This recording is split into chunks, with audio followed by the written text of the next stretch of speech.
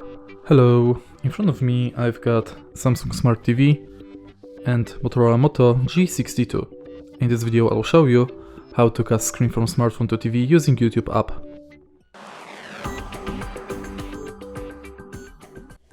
In the beginning make sure that both devices are connected to same Wi-Fi and then enter YouTube app.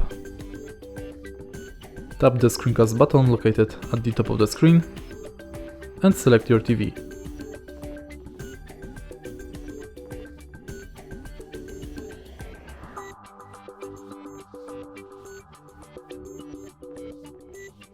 Now, when your devices are connected, you can play any music or video on your smartphone and it will be displayed on the TV.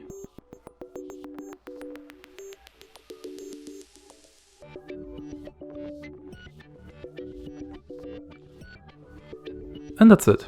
If you find this video helpful, please leave a like, comment and subscribe.